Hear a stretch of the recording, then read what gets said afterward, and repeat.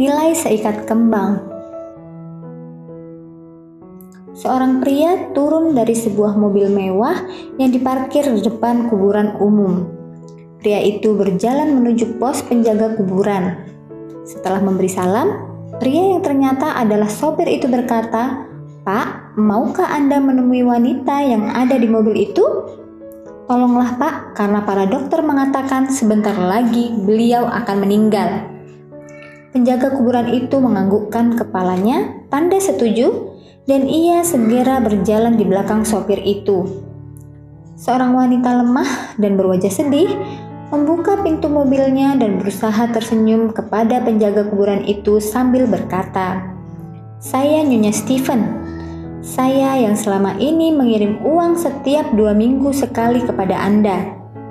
Saya mengirim uang itu agar Anda dapat membeli seikat kembang dan menaruh di atas makam anak saya. Saya datang untuk berterima kasih atas kesediaan dan kebaikan Anda. Saya ingin memanfaatkan sisa hidup saya untuk berterima kasih kepada orang-orang yang telah menolong saya." "Oh, jadi Nyonya yang selalu mengirim uang itu?" "Nyonya, sebelumnya saya meminta maaf kepada Anda. Memang uang yang Nyonya kirimkan itu selalu saya belikan kembang, tetapi saya tidak pernah menaruh kembang itu di pusara anak Anda," jawab pria itu. "Apa? Maaf?" tanya wanita itu dengan gusar. "Ya Nyonya, saya tidak menaruh kembang itu di sana karena menurut saya orang mati tidak akan pernah melihat keindahan seikat kembang. Karena itu setiap kembang yang saya beli saya berikan kepada mereka yang ada di rumah sakit, orang miskin yang saya jumpai, dan atau mereka yang sedang bersedih. Orang-orang yang demikian masih hidup sehingga mereka dapat menikmati keindahan dan keharuman kembang-kembang itu, Nyonya," jawab pria itu. Wanita itu terdiam, kemudian ia mengisyaratkan agar sopirnya segera pergi. 3 bulan kemudian seorang wanita cantik turun dari mobilnya dan berjalan dengan anggun ke arah pos penjaga kuburan. "Selamat pagi, apakah Anda masih ingat saya? Saya Nyonya Steven. Saya datang untuk berterima kasih atas nasihat yang Anda berikan beberapa bulan yang lalu.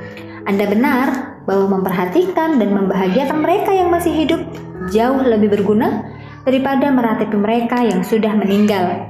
Ketika saya secara langsung mengantarkan kembang-kembang itu ke rumah sakit atau panti jompo, kembang itu tidak hanya membuat mereka bahagia, tapi saya juga turut bahagia dalam hal itu.